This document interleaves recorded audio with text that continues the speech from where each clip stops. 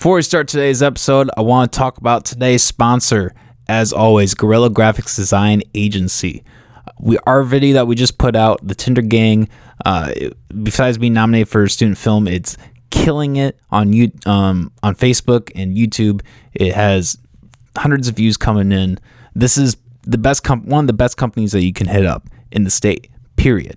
Having personally collaborated several times, I can tell you, they know their shit. When we were in that shooting environment, the crew, they knew what was going on. So I love these guys. Please hit them up. Head over to guerrillagraphics.com, www.guerrillagraphics.com for all your design needs today.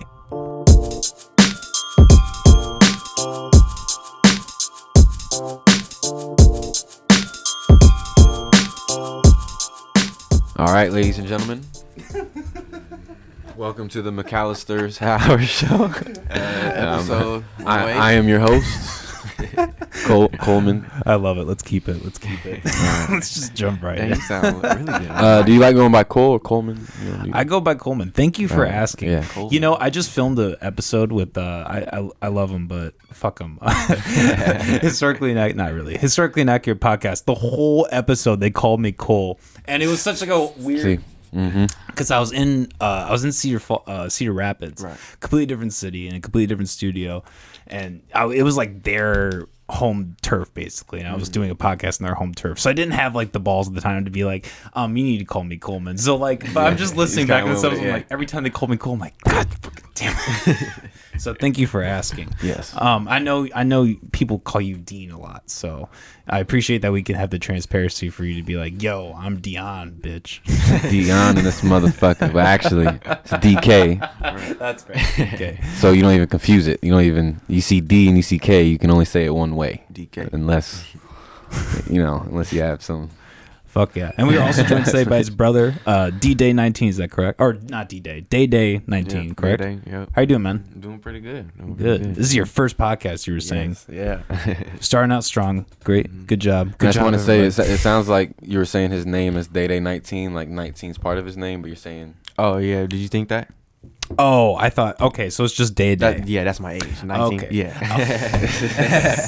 had a feeling, I'm like, man, he sound like he shot it out of the Yahoo account. Yo, I do too many podcasts. I read something at like Yahoo.com. I got motherfuckers like sending me shit with all caps and symbols, and then like at this point in the game, I'm like, whatever, man. Right.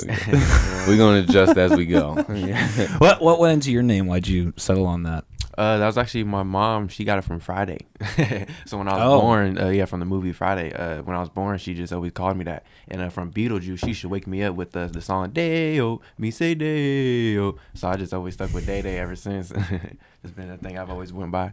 What's your real name? Because I don't even know it. Government name? Dejan. Dejan. Yeah, and I feel like a lot of people call me Dijon, so I was like, Day-Day's a lot easier, so I'm just going to let them call me Day-Day. So just went by that ever since I was born. As you can see, our parents struggled with getting the names that actually pronounced right. That would be pronounced correctly. But it's cool. Yeah, that's part of it, right? So you guys have started you started your group, the 2-Day Visuals, right? Mm-hmm. I got the number there is right. The 2 day. Yeah, 2-Day Visuals. Yeah. Yeah. So what goes into that? What started that for you guys, and what are you guys doing with that? Well, right now we're doing Thursday music videos, remix to every song right now, and okay. Yeah. He's doing the rap and I'm doing the videos. And to make it clear, it's a production. It's his production company. Yeah, it's not 2DV production. Yeah. He came up with the name out of nowhere. He was like, "You like this name?" I was like, "Ooh, I kind of like that." I'm gonna think of other names at first, but I didn't think of none because I kind of liked that name the best. So I was like, "Ooh, I like that." Because Tuesdays we used to post videos every day on Tuesdays because we had a boxing thing going on, like working out. I used to post videos every Tuesday, so it's like 2 days 2 days visuals, so like 2 days, and like on Tuesdays too, so it worked perfect. And then Day is 2 of them, so 2 day, so it's just perfect. So I like that name. I like that. Y'all always have like because like I remember when we talked to you last time, you have things where like you intertwine. You have like multiple different there's multiple things to it. Yeah, you guys are clever at it. Yeah. It's obviously genetic, I can see. And there's multiple of those, multiple genetics. Right. Hell yeah. So what inspired you guys to start doing this, like these videos every day? Is it just marketing, or like what I don't know, what started you to do that exactly? Yeah, many things. I mean, because like you said, we got there's always multiple things to what goes into what we're doing. So the main thing was he needs something to practice on. He's been doing videos for now six months. Yeah, 6 months. So it's like having that, he's like, yo, I need actors. Nobody's trying to be on the camera. Yeah. That's the first thing. So it's like, well, I got you. I've already had this idea of doing something on a consistent basis, doing something every week to give my audience and also myself that discipline of like being committed, like your podcast. Like when you do that, you just have your days look different, Yeah. And the other part of it is that this summer I'm coming out with a mixtape. So we're going to be dropping it on Thursday. So that's why we're dropping the remixes on Thursday. Yeah. So I'm not going to say the date yet because I'm kind of holding it back. I got a visual coming to you to kind of promote that, but it's going to be on a Thursday. So it's kind of building up the anticipation for the mixtape. Getting a new audience. I'm doing remixes to different songs. Like I've done Slim Shady, Polo G. I've done Kato, Earthgang, 50 Cent. We just did Kendrick Lamar. Yeah, I'm writing one right now to let y'all know. I'm writing one to LL Cool J. I need a beat, coming to you soon. Like, yeah, it's just fun to like dive into these different styles as a MC. And then we get to work as brothers to like come up with the visual, Yeah. How has that been, like collaborating as brothers? Because I don't have any brothers. I just have younger sisters. So I mean, I don't understand that aspect of it. But like, also like working with a family member. Like, do you think that there's, what are the pros and cons to that? I guess. I'm gonna let him start off with that because I'm curious to what he has to say. Cause I know what I'm. Like, I don't know. It's different just having the relationship with your brother. I feel like I can just talk about anything to him and just kind of be just. I don't know. It's a little different. I don't know. It's just different. It's kind of having a friend, but I don't know. Just having that blood is a little different. I don't know. That's all. That's kind of all I can ever say. Yeah, there's a level of honesty. Yeah. That we can have. Like I'm not like, especially now. I'm 26. He's 19. Yeah. It's like when there's certain things like certain things that I wish I would have had that discipline of like, hey, we're trying to be on time. Hey, we're trying to do this. We're trying to do these things. Oh yeah, definitely. Yeah. So having that comfortability to be able to say those things helps him get sharper and would have helped. And I look at it as like that would help me get sharper. So. Able to provide that for him, I think it feels good as an older brother to be able to sharpen his skills, and provide the space to be able to go further with what he's trying to do. Yeah, I mean, I can imagine that. Yeah, like you said, that brutal honesty. I feel like it's really hard to find that with like a regular audience. Yeah. It's really easy to get like the yes people, like, yeah, you're doing great, and it's like. I love that. That's great. But like when someone really is like, hey, I really liked it, but you could have done this a little better. Like I really appreciate that person. I keep that in mind, Yes, and that's actually been the topic of discussion for us because I've messed up so many times on the edit, and I just had to keep going back and back. But some people like it's like just little things, like it'll be like on S it had the comma on it, and I'll miss that. But he'll like, yeah, you need that, so I have to like redo the video and resave it. Some people might be like, that's okay, you ain't gotta put it on there, but he definitely makes sure I'm on point. So yeah, well, I mean, we were talking about this before. Like I'm in video production as well, so yeah, if you ever need help or anything, we could definitely collaborate. That'd be tight. Yeah, nice. Yeah. What do you have any other like film type of projects, or are you kind of just focusing on? Well, every Saturday, we do boxing at the Barnum Factory in Austin. I post it on his YouTube, Austin Coleman, sparring. We just do rounds, just do sparring, and I just record them. So that's a little other thing I do. Oh, that's fun. Yeah, just record boxing videos. Yeah. Have you guys ever done boxing or anything like that, fighting stuff? Well, I do Wing Chun. He also does Wing Chun too. So what's that? I'm not. Wing Chun Kung Fu. You've heard of the Ip Man movies, IP Man. No. You never heard them? No. So it's pretty good. I know you've heard of Bruce Lee though. Yeah. So Bruce Lee created Bruce Lee created his own fighting style called Jeet Kune Do. Jeet Kune Do is based off of Wing Chun principles. He started with Wing Chun before he intertwined kickboxing with it, and that's why he has that like side sidestep. He's kind of on his toes. That's for his long kicks, but he's in Wing Chun structure and like principle. And I have a Sifu out in L.A. who's from Hong Kong, who trained from the same person that taught Bruce Lee, which his name was Wang Shin Lung, which was Ip Man's top student. Definitely watch. I'd recommend watching the movies. They're pretty badass. I watched the first one, and that's what kind of inspired me. And then I looked up online. I was like, in my mind, I was actually his age, 19, and I'm like, I'm about to go to Hong Kong. I'm about to go learn this fighting style because this is beautiful. And then I typed it up, and it ended up being right here in Des Moines. I was like, oh, I bet. Like, and it was like first class free. So I went and checked them out. And it was a cool environment, and I learned that their Sifu was actually in L.A. and that he was from Hong Kong. So I'm like, this feels like it's all aligned. I'm about to go out there, and I went out there a total of 3 times. The first time was half a month, and the other 2 were full months. And I got to like sit and it's like, you know, it's like my own Karate Kid movie. I'm in the backyard at my Sifu's. I'm waking up and like, you know, in his yard, and there's other people who come and train, and we train literally 8 hours a day. I'm reading Wing Chun books, watching Wing Chun videos.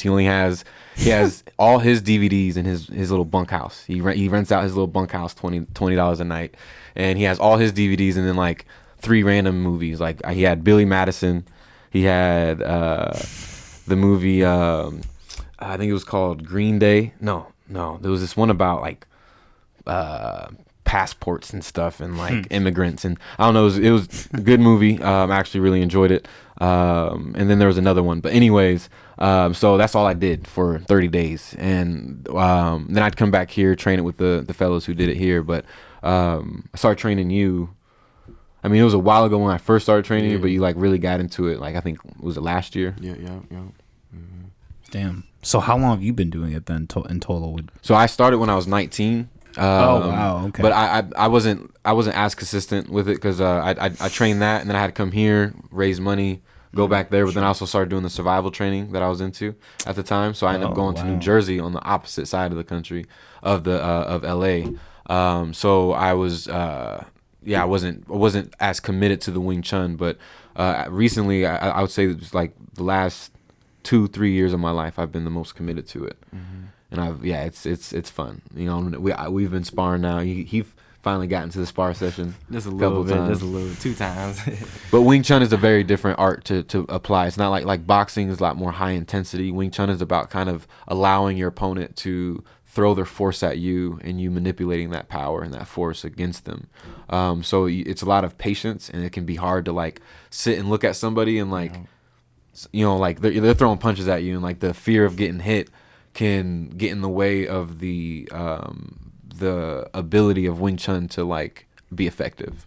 So that's been something that, you know, like sparring with people who are boxing, like they're getting it a lot quicker. You may get hit, you know, like, so we're trying to learn that, and that's been a fun experience. Definitely. Damn. Yeah, I've never I did taekwondo like for a month, and I was like really little and like, you know, just a mentally ill kid.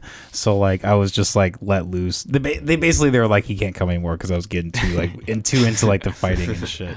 So I've never gotten into that, and I kind of wish I did at some point, because I imagine there's like a lot to learn with like you know, like you said, like those kung fu, like those martial arts type of, you know, there's like almost like a internal spiritual type of journey that you go if you want to like really like complete. And I don't know, I think that's really beneficial for people. Hopefully I would love to, you know, maybe at some point in my life I'll get into it, but and no, and that discipline is the reason why I got into it. I never really got into it to like go out and hurt people, or I wanted to, you know, beat people up. It was more of, I learned this style in particular because it showed me that there was ways you can actually put people in a submission without even hurting them, and let them think about it for a second. Because if you realize a lot of things are in the heat of the moment, so it's not like that person is like really against you all the time. I mean, sometimes, you know, people can be evil and cruel, but most of the time it's because somebody's reacting off of anger. So if you can give them a second to think about it, it's like, you know, he's like, let's talk about this. And my Sifu's funny. He's a bigger guy, and he has a big belly. He'll tell you his addiction is food, and like and he'll put you up in a submission and then have you like sitting on the wall with his belly. He's like, why you hit me? Why we fight? Let's talk. Like it's hilarious. So I just love that approach to it, instead of being like, no, I'm just trying to go out here and just fight as many people as I can, and I want to see blood. Yeah, well, and I think that's like a lot of the misconception of those those practices. Like sometimes it's like people think like, oh, they're fighting, they're being violent. It's like, no, it's actually quite the opposite. A lot of, from not that I've taken it, but from what I understand, it's a lot more, being calm, assessing situations, like submissing somebody versus like beating the shit out of them. Like, the bad guys in Karate Kid, like that's not really how it is ever. I don't know if I've ever really in real life heard of, maybe not ever, but like you very ever rarely hear of a team that's like actually like malicious and like we're using this like to fuck people up and bully them. Like, Well, and if you look at the concept of, because I was actually going to bring that up, because Mr. Miyagi has a really cool principle as far as how he went to it. I remember, can't remember if it was the one with the girl, or if it was like the third or second one, or when can't remember his name right now, the main character in Karate Kid, Daniel. If Daniel was like, one of them was like, oh, that was really cool. That was really cool. That was awesome. He's like, nothing was cool about that. People got hurt. Yeah, like that like might have been the first one. I think so. And like that concept to me is like, he whooped ass. He looked cool as hell, and you see this kid like looking at him like, oh, that was amazing, and he's just like, nah, why was that amazing? Somebody got hurt. Yeah. I didn't get hurt because I'm that dude, but somebody got hurt. Yeah. And what I just to talk on that the group, how I see that is if you actually look in the movies and the shows, it's the kids aren't actually necessarily wanting to do that. Some of them are like, this is kind of too much, but it's their leader. That's why Mr. Miyagi, go back to his principles. He's like, there's no such thing as a bad student, only a bad teacher. Right. I think so that's a very real concept, that I, would say that they display pretty well in that. Yeah, exactly. I also think there's kind of a correlation between like Eastern and Western cultures, like especially in like that movie Karate Kid, like the people who are Americanized like use that and they're like, oh, they are, enjoying and getting into the violence, whereas like, the Eastern mind might, they have that more approach like we were talking about, more calm approach. And that's I was in a conversation and we're just talking about like, after seeing the Oscars on Sunday, it's like we African Americans need that Mr. Miyagi and that Bruce Lee of their culture. Who are the people who are actually displaying that Mr. Miyagi principle of like, we don't act on violence. We don't react with our emotions. We actually are taking care of like ourselves, and we're trying to take care of others. And like that's a example that I'd like to see, in the African American culture. But that's something that Wing Chun has taught me, and I've been able to learn through the Kung Fu principles. Let me ask you this. This might be a controversial question. What are your thoughts on Malcolm X then? He's the same way. Okay. So you you think he's that way? You don't think he's like a violent? He was a violent guy. He was never He was never active with violence. I see. It was never, I'm gonna come up and slap you in the face. It was, if you slap me in the face, and if you continue to do it, because this is actually what I'm learning with my 2-year-old son. Okay. Because he'll hit me. I don't know where he got this from. There's some times where like I've responded with that, but I'm working on not just responding with like a spank on the hand or something. It's like, because now he's hitting, and now I'm not responding with hitting. But if he just keeps bullying me, eventually I'm going to have to show you, no, I'm putting that foot down. Yeah. And that's what you can see in the African Americans in the 50s and the 60s, when they were being called all kinds of names, being spit on. Like, they weren't fighting back. That was a certain principle that should be displayed on the news. That that should be showed to the children that look like them, so they can see that you don't have to just respond just because someone calls you a name. Yeah. Why would you put yourself in harm's way just because you called me something? Now I'm getting in more I'm getting in more harm, risking my entire career, my family, whatever else. I see. Interesting. This is also coming from a white guy who saw Malcolm X, so that's the level of my understanding. And it's a good. I mean, it's a good thing to bring up, because I mean, especially right now, because a lot like that is what has always been misunderstood. A lot of people try to make him seem like he was this when really, like I said, it was, we're not promoting violence. And you can look up interviews of him saying these exact words. We're not promoting violence. But if you are promoting violence amongst my people, then that's how we'll respond. And that was after years. That wasn't his first, like, it wasn't, even in that in the history of African Americans and Europeans, it was never like that was him. Like that was finally someone like, hey, by any means, we're going to stop this.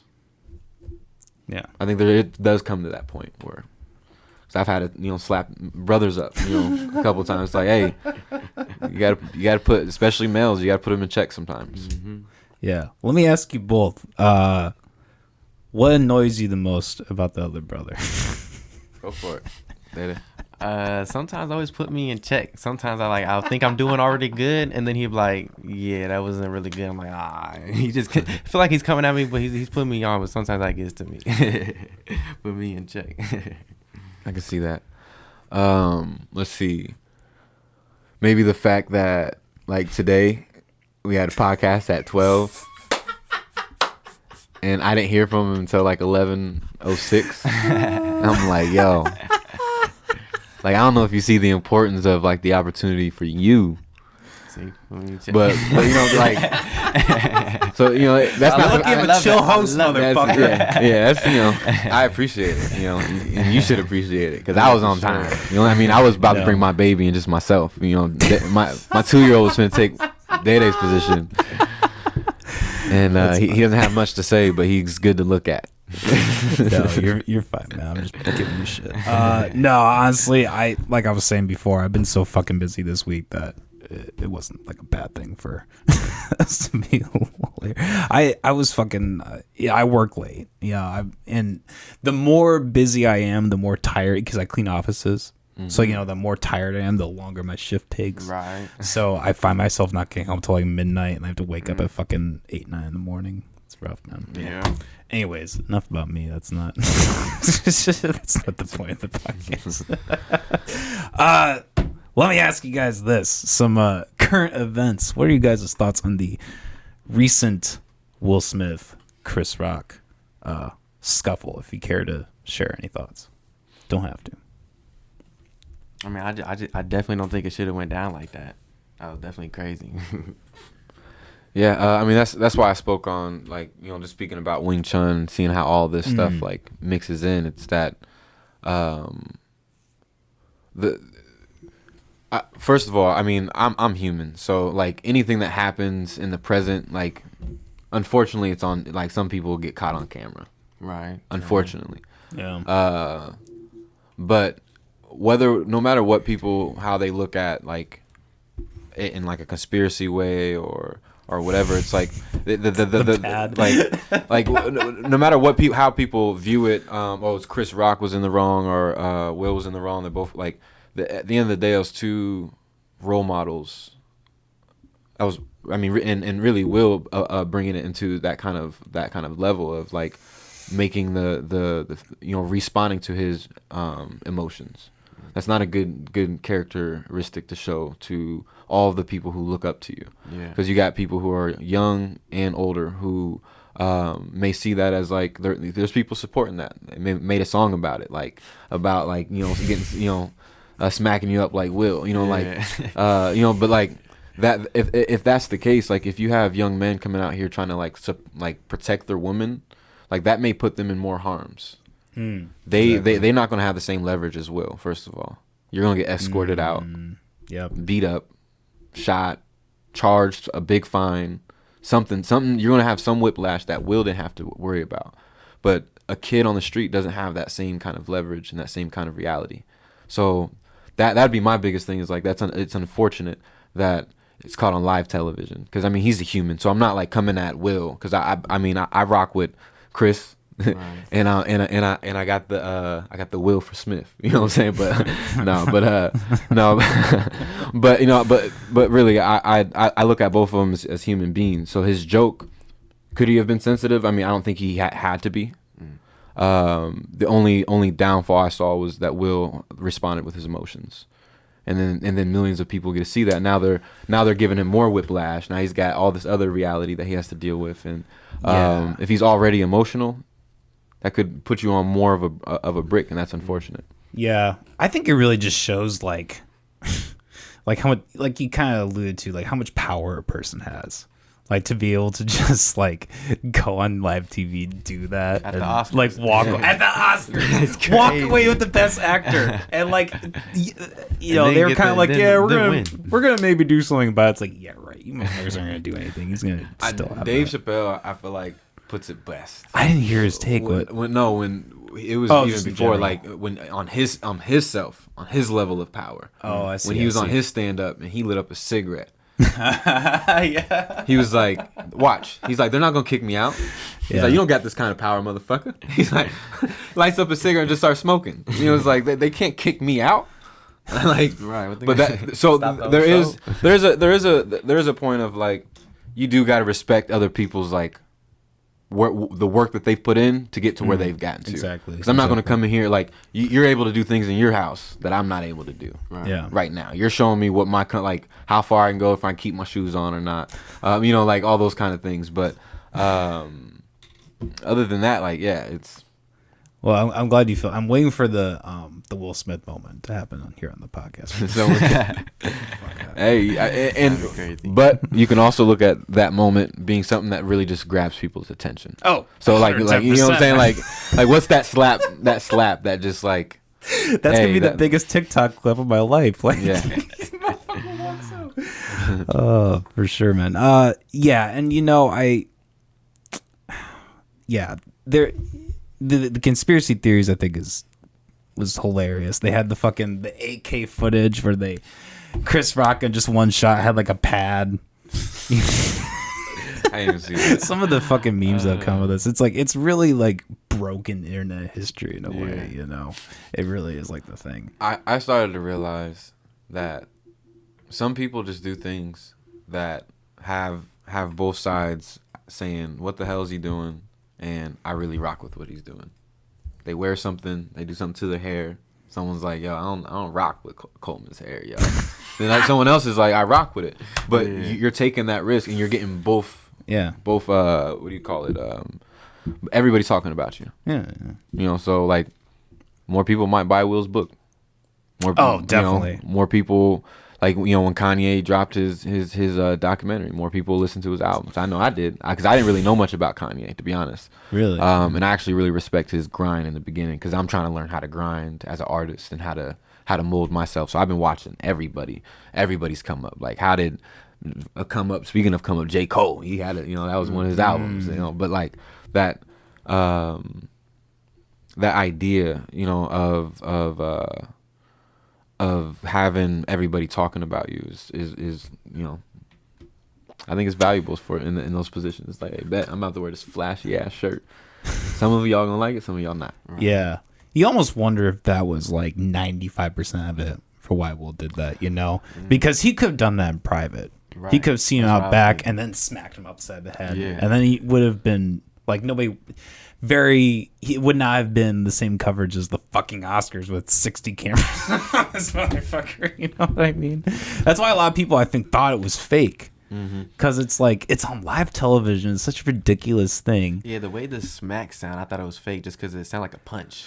Yeah, Sounds but like it makes thump. sense because they got those loud Yeah, then ears that's right what I there. started thinking. Yeah. Cut it off, you know. And then everybody's reaction too, so it's like it can't really be fake because everybody was like, Yeah, stunned. that was one of the most genuine And then- reactions ever. Yeah. Mhm. And because they're playing their role. They're supposed to be Yeah. playing their role, so they're not trying to get out of character. They're like, oh shit. Yeah, and respect to Chris Rock too. He literally handled that like a fucking pro. Oh, Like, I think so. He's like, It looked like he reacted, like he was about to react, and he's like, hold on, now I'm working. Like, he was a little about bit. to he was about to lay like the fucking worst fucking savage. He was about to pull some Ricky Gervais shit and just. I just wish, to me, the highest like thing that could have happened was, yo, let's use our platforms to like go to my private gym, put on some gloves, and raise money. That would have Like, been cool. how many people would have like, you know, threw in on that? Like, I'm betting on Chris, I'm betting on Will, and like raise money for fucking Ukraine right now or something. Yeah. You know what I'm saying? Like, we could have It could have been a better outcome of like getting the respect, showing masculinity or whatever. You could have done all that, but also like made it not a news thing where like you took away all the black success that happened that night, but then also like make that very awkward for a lot of people that night, and then now people are still talking about it, like, and that's what we want to talk about. It's like there's Oak Ridge was just on the news. We were just on the news on Channel 13 with the kids rocking it, with all melanated kids. Like getting it. We had teenagers on the stage. We had all the way down to what was the youngest one, like? Would they say 8 or 9? So, 8. Like that's what we should be constantly talking about. Like we should bring that up every single day. Yeah. Them kids were on the news. Channel 13. You can watch it right now. Go look it up. Like that. That was, and it was fun. He was on the news. Yeah. He went up there and played a song with them that he learned in that moment. Yeah. He played the drums up there. Off top of the head, yo. Well, yeah, and that goes to another central point, which I talk about playing the podcast, is like localization. Like you're right, because like I mean, really, at the end of the day, people shouldn't give a shit about Will Smith and Chris Rock fighting. They should care about like whatever's going on in their life or in their city. Right. They should be looking at the local news. Like that's what I do. For the live streams actually, because I'm gonna start doing like kind of my own comedic, satirical take on news. And like a lot of that's like. I want to focus on Des Moines news, like things that have been. My grandpa will probably watch it. He's watching the news 24/7. I'm like, All the time. yo, if you don't shut the news off, man. Send it to him and say, if you want the most accurate news source I got you. in Iowa, McAllister Hours, backed by legitimate. I'd rather have him watching that than he can watch that all day instead of what he's watching. Because it's funny because he actually watches both sides, and like he'll watch the left wing and the right wing. He'll watch both news channels, and like so I just feel like he's confused because then when he comes to me and like you can tell he'll respond to me with like something. He'll be like, yeah, I really think you should get that vaccine. And I'm like, why? Why are you worried about it? Right. Don't you have it? I'm just worried about you. I got that too. Yeah. I'm worried about you, Grandpa. You watch too much news. And that's the sad thing is he thinks he's like being really like open-minded and central, like, and but it's like worried. you're still on cable. Yeah, like very worried. And I'm like, yo, I mean, I don't know. I'm in conversations with my man Coleman, where he's got a different perspective than the news, Right? That I can then compare to what other people are saying instead of just. There you go. Well, and that's like the beauty of podcasting too. It really is becoming that like the alternate news thing. People want to hear people actually talk through things and not just like the minute takes. Like, Sam, what's your take? What's your 30 seconds on this? Oh, they gave it to me on a teleprompter. Let me read it out loud. Speaking of, Dede, what's your 30 seconds take on this being your first podcast? 29, 28, 26. Put me on the spot right now. No, but I think we should talk about that though. That's Yeah, to me, it's you, a good stepping stone. Yeah, because you just started with this, you said, right? 6 months ago? Yeah. Yeah, how does it feel like being kind of like a small fish in a big pond, I guess? Stepping into the world of media. I mean, I like it just because I get to put my visuals out there. Visuals. I don't really know, man. I don't really have too much to say. I don't know why. I don't know. Are you somebody that has a lot of ideas flowing, or do you kind of just like more technical with it, or like what's? I kind of just like on the spot, like what happens. Sometimes I watch videos and then get like ideas from there, and then once we do like videos, they'll kind of just pop up out of nowhere, kind of like that. So something like that. Not too much. Yeah, that's it. Cash Gang. You guys familiar with him? Cash Gang Films.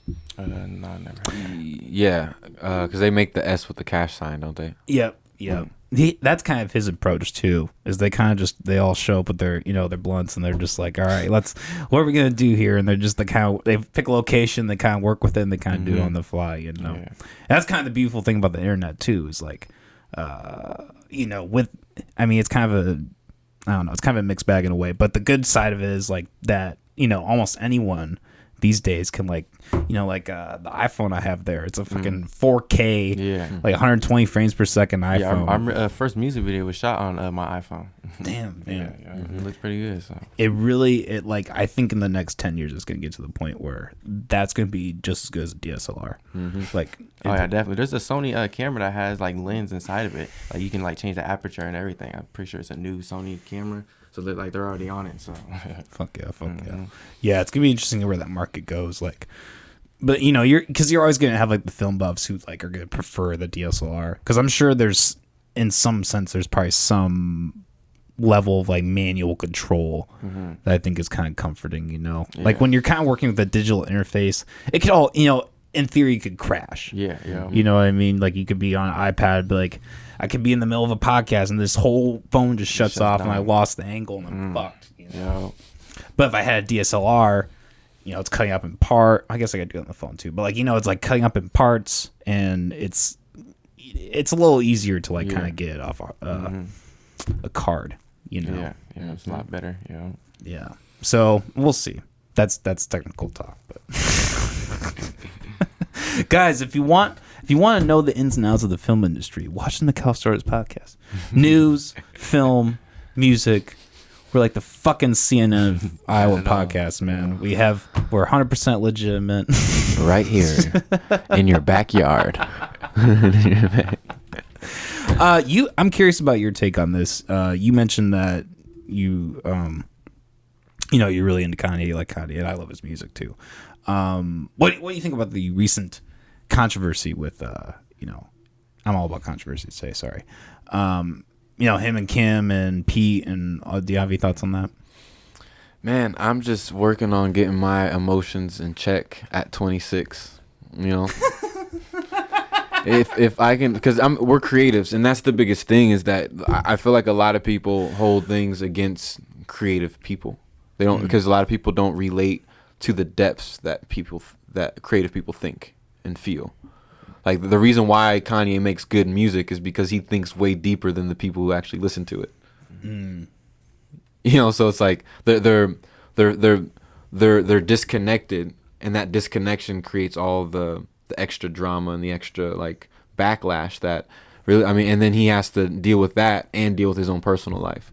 Like if I was dealing with that right now in my personal life, when I'm trying to like learn how to be a father, learn how to be a husband when I wasn't taught that, learn how to deal with my own emotions and how to have self-love when I wasn't taught that, repair all of the like the damage and sickness that I have growing up, and things that that I've been in from my environment that I've also done to myself, like being on front of the whole world while healing, that like I wouldn't want to be. And that's why I'm like, I want to get my stuff in check now. Yeah. So before I blow up, I at least have a little more control of responding to my emotions, so I don't just be so reactive. I'm more of active and being on front and on top of the thing that I can control, which is myself.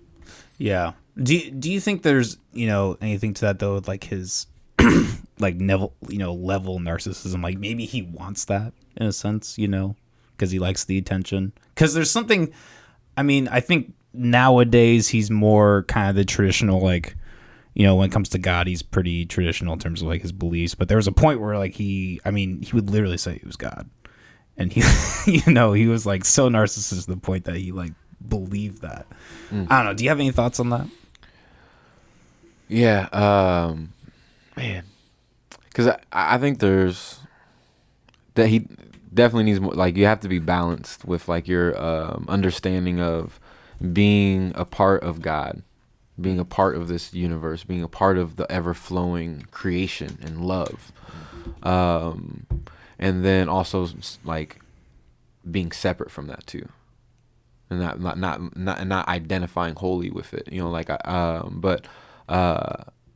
Yeah, I think because I remember watching his documentary, and it just seemed like it's good. I haven't seen it. Yeah, he was talking about, he's like it's kind of narcissist of me making this filming this documentary even now. So he was like, he wasn't trying to be that at that time, it seemed like. So I don't know if, but then his camera dude was like, he eventually told his camera dude like, I'm putting on a mask. so get ready, like it's going to be a little different type stuff. That was not the exact wording, but like he did say he was putting on a mask, you know. So I think he plays a role because there's something inside a narcissist that I think most people relate to. Oh yeah, I mean, I think almost anyone has some level of narcissistic. So if you make music based off that, I think you're on top, because now you're relating to like a core thing in humans. Well, exactly, and you know, and that is where I think he deserves some credit. Is like he has been pretty transparent about that aspect of his life. Like My Beautiful Dark Twisted Fantasy, like that entire album is about that. Just listen to that whole thing through for the first time like last month. Oh, for real? Yeah. Damn. And then I watched the film afterwards, and it was, I really enjoyed it. Yeah. We were just listening to Monster on the way here, actually, and Runaway. Cause Yeah, I don't think I've ever heard those really good songs.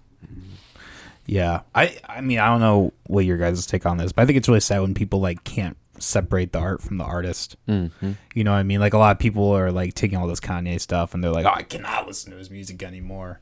And it's like, I don't know, like Adolf Hitler was a painter. Can you like not acknowledge that he had beautiful paintings because he killed 6 million Jews? Yeah, I didn't even know he was a painter. Yeah, that was his. Oh, that was his whole thing. That's like the theory is like he tried to go to art school and like they wouldn't let him in. So that's always the joke is like, if only he'd been let into art school, he might have not killed 6 million Jews. Yeah, he's just trying to let his creativity out, I guess.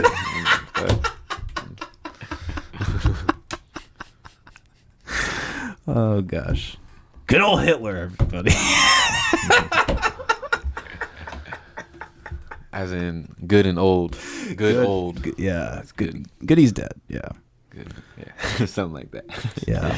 I was reading about like his final days. Like I was just kind of like on a random like rabbit hole and just looking shit up, and yeah, I put my racist gear on. I was like, all right, I'm gonna look into Hitler. I'm gonna fantasize about. Well, what I would say on that is that I think it's important to, because like I started reading into psychology during 2020. I had plenty of time on my hands with being in the house, so I just started reading books, and I was diving into like a lot of people that are not willing to admit the Hitler that is inside of them, and that the fact that you don't admit that it's not that you are, is that you have the same ability to get to that place. And if you don't accept that, you have a shadow within you that will come out in different ways. So now you're either harming yourself, you're harming your loved ones in passive ways that it's trying to come out, and you're holding it back instead of just accepting it and looking and being okay with like the different things that come up in your mind, or like that you feel is just what do you act on is you know, is different. But that Yeah. Have you heard Carl Hart? No. He was a You heard Carl Hart? No, he was a psychologist in the, or philosopher slash psychologist in the 60s, and he had a very similar concept like with shadow, that like everyone has a dark aspect of them, to them. Tool actually. We're not talking about Carl Jung, right? Oh wait, that's the guy. Never mind. Not Carl. Carl Hart's the. I had a feeling. I'm like, I think we're talking about Carl Jung. Carl Jung. Okay. Yeah. Okay. So you do know who I'm talking about. Jung, I think. Yeah. Jung. Yeah. But yeah, I mean, I like was really into that like 3-4 years ago. That whole concept. I think that's really important for people to grasp. Is like, yeah, like every single person has some dark aspect to them. You know, and people don't, you know, you wouldn't think this at face value, but like actually figuring that out and dealing with it and like working through it and maybe even like letting it escape a little bit is going to help you better in the long run than like, you know, trying to keep it all boxed in, bottled up, because eventually it's going to explode and it's going to be way worse. So how do you deal with anger, Dede? I don't know. I kind of just sit and kind of try to meditate. I say that as a joke. Sometimes sometimes I get mad. I want to punch stuff, but like, nah, I don't need to go there. Just let me sit down. Let me think what's going to happen. What's happening right now. Yeah, that's good. And I say that because, just growing up, I know from like, and it's a lot of family households that where you suppress the anger, and because like you're not supposed to be mean. You're not supposed to be these things. And like being anger is bad, and you're not supposed to be angry and those kind of things. So like you move, like push those emotions aside. Anytime you feel those, you like, it's a bad thing instead of it being okay and like experiencing your emotions. So if you do that, you grow up to be a 20-year-old who hasn't gone through your anger before. And now you're going through new experiences that is eventually going to pull that out. It's like you don't even know how to deal with it now.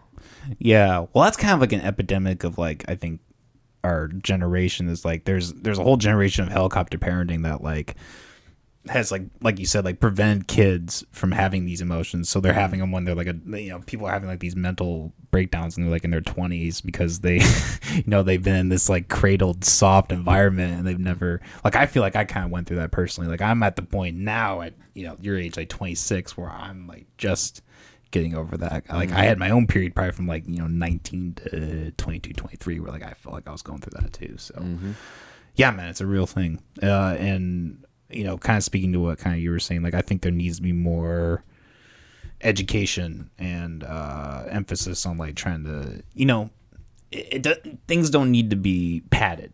You don't need a padded playground. It's good to let kids like, get a little roughed up, go through a little bit of shit, because as painful, and you're a parent, I'm not, so this is me talking out my ass a little bit. But, I think it would be better to see that kid kind of go through some of that pain initially than have to go through more later on. Yeah. Now I just want to say, just because I'm a parent don't mean I won't talk out my ass. I'll talk out my ass now. That's the key, right? You gotta lie to them so they calm down. Hey, I'm gonna get you that in just a second. Told him a second, really? Second already passed. You don't know what it is, lying. Shut the fuck up. Yeah, I don't know. I was told because I said so, like way too much as a kid growing up. Just like, shut up. I said so. What is everybody's most the thing that they heard most growing up? They heard the most? Yeah, from like their household. I'll be there. I'll be there 10 minutes. It'll be a whole hour. Or not at all. Right. I'll be there. Turn your music down. I think that's probably what I heard the most. That's a trending one. I definitely was told to stop smoking weed a lot in high school from my parents and all my elders and teachers. So that's probably, I'll say that's the first thing that pops in my head. Yeah, I didn't start that until I was an adult, so I kind of, I don't know. I can see like as a teenager how like there's a little more like rejection or opposition to that. That's something like me and Molly kind of still disagree about, is like when to introduce, like, because I mean I know it's technically frowned upon, but I don't think it's necessarily the worst thing to like in a supervised environment let your kid partake a little bit. It seems like in most scenarios the kid has already started. Exactly. I have met parents that have just given it like that they give it to their kid, like, nah, try this. Yeah. What the hell is wrong with you? But that's the same, like it's the thing that I go through with my 2-year-olds. Like, people just want to give him candy and want to give him things like, let's wait till he's 5 or even 10 to try that for his first time. He can be older, he can experience it more consciously. His body will be God body at that point because he's natural as hell. And like, so he can now fight against. He can actually eat candy at more ease because his body has like more things to it's not over consumed with it, and like, so it's the same thing. It's like, you don't got to just give it to him every time, like, just because. I think a lot of times restrictions have the opposite effect. It's like in Colorado when they first legalized marijuana. They actually found that the rate of underage use like dropped. Wait. Everybody was like, we're just gonna wait. Can't wait till I'm 21. Yeah, exactly. Like it has. I mean, it just, the studies are pretty clear every time. It just seems that. But also, I kind of understand like the other side of it, where it's like you're giving your kid pot, like, really, like. Yeah, I mean, I'm not going. Yeah, yeah. You know, and I will try beating it out my kid if they came to me first. Nah, I'm just kidding. I'm kidding. And but I would challenge the child first. And when I say child, like I'm also talking like 13, because I do know like parents that have given it to them at like 7 and 8. Yeah, well that's not a good idea. I don't promote that. I was talking like 17. Yeah. See, you saying child, and I'm like, I know some folks. I know some child. Yeah. I think the youngest age I've had on like per person that's used is 8. I had this guy Shaky Sean on. He had the story the first time he ever took marijuana. He was 10, and they had this plate of pot brownies, and he just like started eating them like they were regular brownies. Dang. So like the first time he ever had marijuana, he basically like fucking tripped off it. Yeah. He went through a psychedelic experience. Definitely. At 10. That's the thing I don't understand is like because you know, not to get into this too much, but like when I started, it wasn't like super. Like it was kind of gradual, you know. I can't imagine somebody coming away from like an experience where it's like really, really, really fucking intense, and they're like, "I'm just gonna do this all the time now." Like if you took acid and you had like a crazy fucking trip, and then you were just like the next day, you're like, "I'm gonna do that again." Like it's like you were fucking insane, Crazy. and like I have met people that do that. It's not very many, but you know, it's interesting. The world of drugs.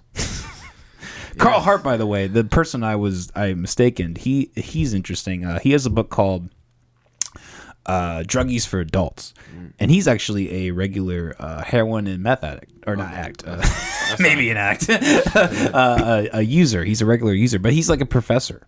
Yeah, I've heard of this guy. Yeah, and he, you know, just like a couple times a week, he just like snorts heroin, and like he seems like a pretty calm guy. He's not the archetype of what people. I mean, I think it's just, you know, it's clear time and time again. Like, most people who use drugs don't become addicts. Like, addiction is not correlated to the substance you use. It's like, it's the user. Because, you can find addiction in all the things. I saw something that just recently scrolling through social media. It was like, dang, sorry. Just had it. What was the last thing you said? Addiction. Talk about addiction? Yeah. Dang, I lost it. It was good too. It was good juice. Day, help us out, man. No, that's why we have Molly here. Molly always can pick it up because she's like,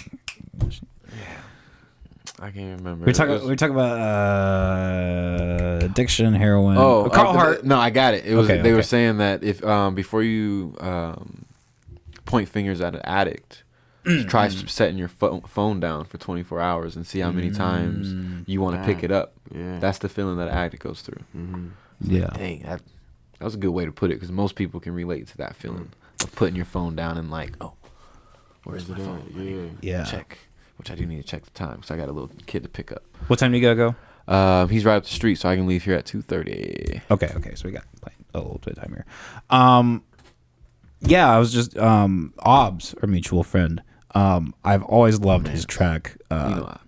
Yeah, I've always loved his track "War on Mugs." I think like to this day, it's like one of the most genius tracks I've like ever heard, because I've always made that correlation, like coffee, marijuana, because like the people who criticize marijuana use almost always are fucking coffee addicts and or alcohol addicts, and like they're just ignorantly like, oh, you know.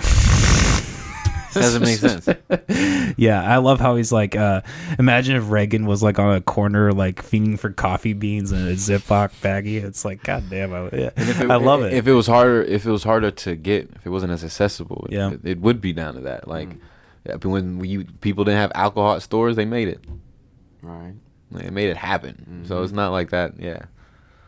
I'm gonna have to the war on drugs. Song.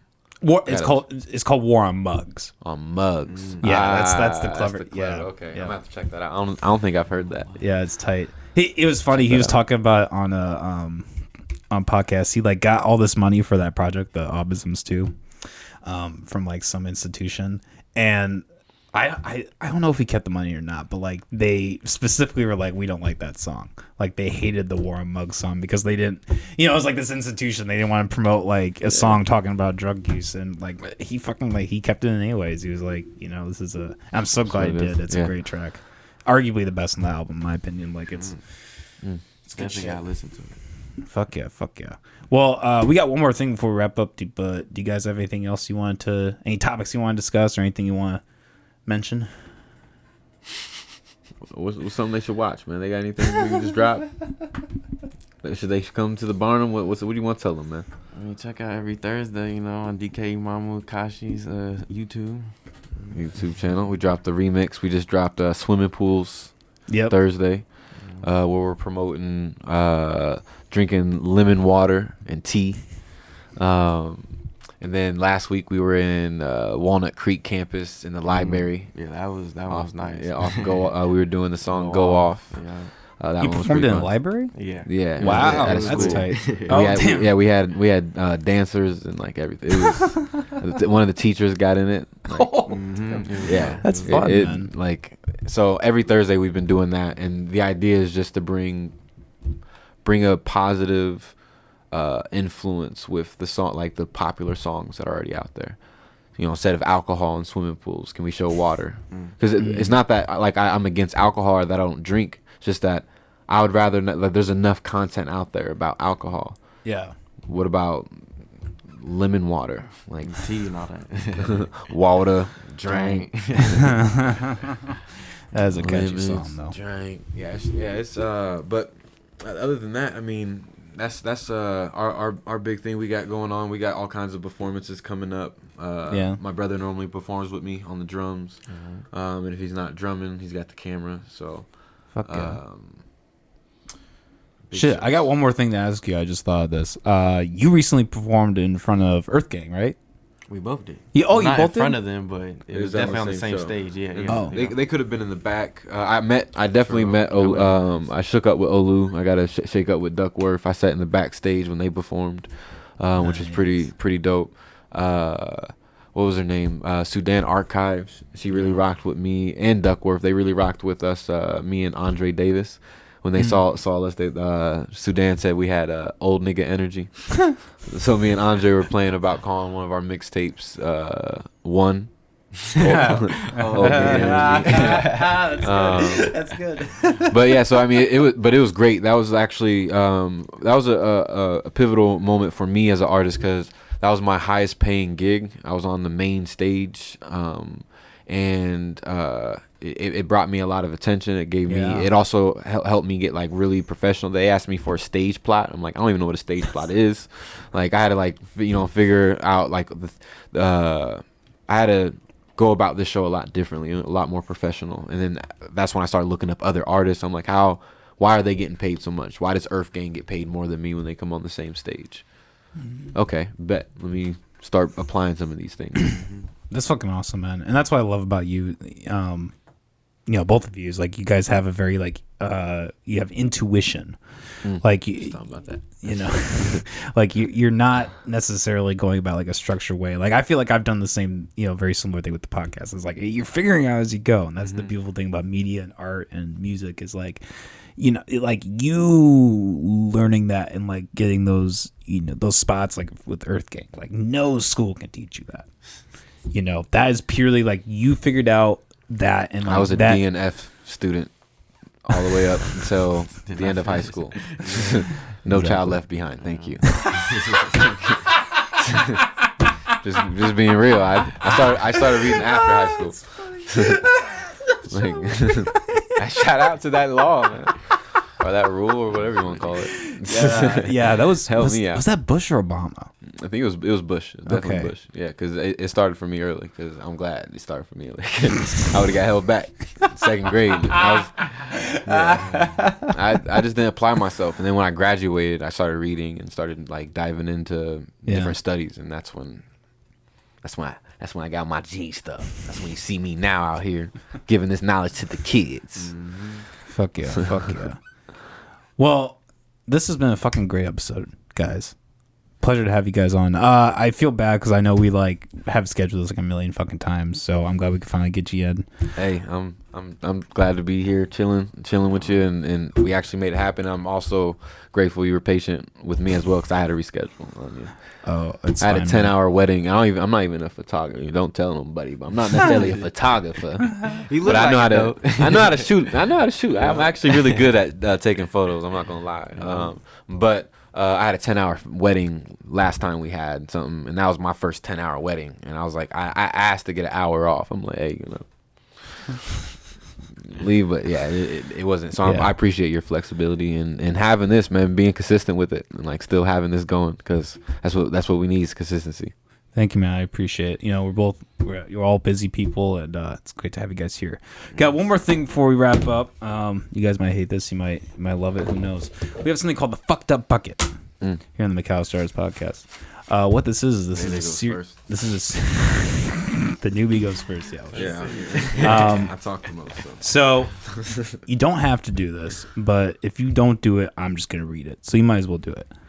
Basically, what you do is we have cards with things written on them, and your job is to read them out loud. So I will let you go first. Just read them? Yeah, just read them out loud. Yeah. I ain't really the best reader now. I ain't gonna lie. Well, then that's on TV right now.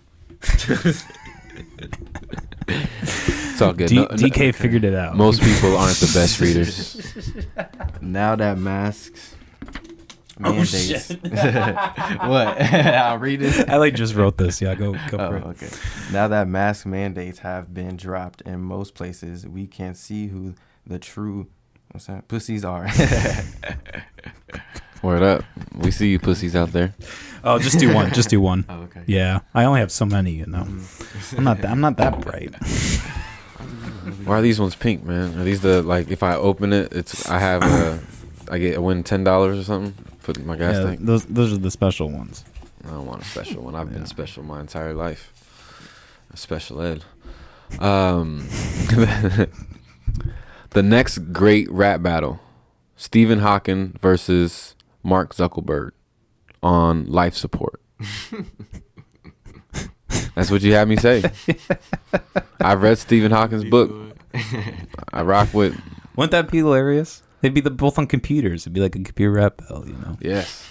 Might as well have them out there doing it, man. Everyone's rapping these days. Get on it. Exactly. Hey, these aren't the worst cards I've. No, I like the first one. Thank you. All right. What he's saying is he didn't like the second one.